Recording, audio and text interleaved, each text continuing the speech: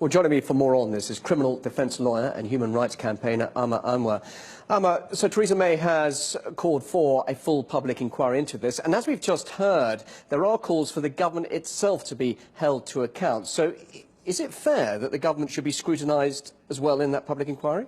Absolutely. I think the whitewash has actually already begun. The very fact that Theresa May is talking about a public inquiry in any other country, we would be talking about a criminal investigation. Criminal charges being brought for corporate manslaughter. The fact that the Tory government sat for 4 years, 4 of our ministers knew that these buildings were vulnerable to fire. The fact that millionaires had this building clad in plastic in order that they didn't have to look at that building and they could sell luxury flats is unacceptable. People in that building had been saying for years that it would take a catastrophe for people to die. And let's be blunt here. People died in Grenfell Tower because they're poor. And that is a disgrace in the 21st century in this country, in the United Kingdom. And Theresa May, when she visited Grenfell Tower today to meet with the emergency services, for her to cry crocodile tears, to praise the emergency services firefighters who risk their lives running into burning buildings, risking their, men and women risking their lives and having to hear the agonizing screams and not being able to help, when the very same Tory government actually axed 552 firefighters, shut down 10 fire stations when Boris Johnson was mayor. This is the impact of a Tory government cut. Some people have known about this for years, and the reality is that tonight there are 4,000 other high-rises throughout the United Kingdom, in England and in Wales, where people will be scared whether their buildings could also go up in flame. It's the bottom line here is money. There was 18 MPs who are in the present Conservative administration who are out of 72 MPs who voted down amendments from Jeremy Corbyn last year that would have made buildings fit for habitation. This should be a criminal investigation. So what went wrong? People when you're talking about money, people losing lives. You're talking about money, and there is a lot of criticism that not enough is being invested in social housing, but almost £10 million, or perhaps just over £10 million, was invested in that particular property. So what has gone wrong? What has gone wrong there? £300,000 is what it would have cost to have fitted sprinkler systems in that building. That would have saved lives. Where did the money, £10 million, go?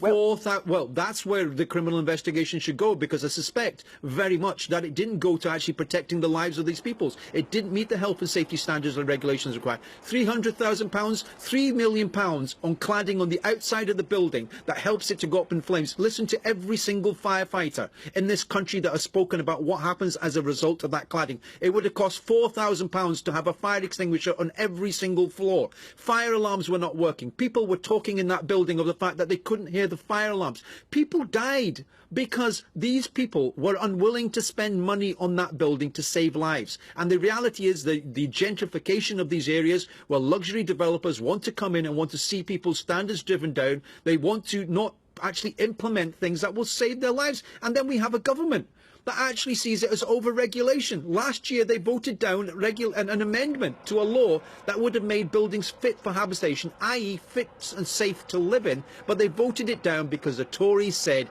it was too much over-regulation. And God forbid that when we have Brexit coming in, what health and safety standards will be thrown out of the window simply because a bunch of land developers, and I'm being blunt here, I am extremely angry, as are many people in this country, because people, children, families died in that building. So, Theresa May has promised that people will get answers. Will that public inquiry?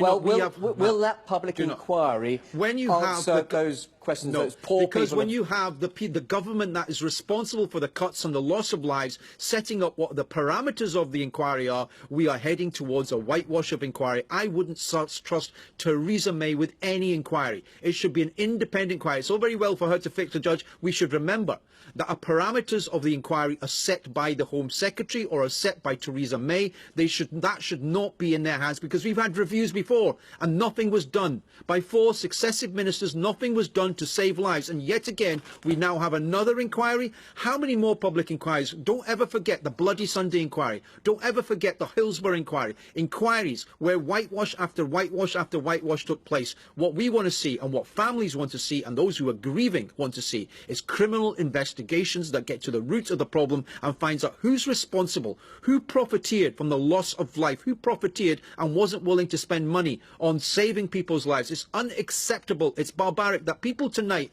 are sleeping in halls, that the local community has had to collect money, and, you know, people who have absolutely nothing are digging deep into their pockets to provide for these families, Muslims, non-Muslims, people who save lives that night, and firefighters who regularly are attacked by this Tory administration, and they run into these burning buildings. And yet we know that across this country the Conservative government is still preparing to shut down fire stations, still attack the firefighters. If they want to have a rethink, I want a parameters of an inquiry that addresses the criminal actions of the luxury developers, the criminal actions of the council, the failures to actually listen to what the residents themselves had spoken out about for years, and why it is those individual MPs failed to implement the reviews that demanded and said that buildings like Grenfell Tower were vulnerable to fire. The fact that they chose not to do so is criminal, absolutely criminal, and people lost their lives because of that, and Theresa May should resign.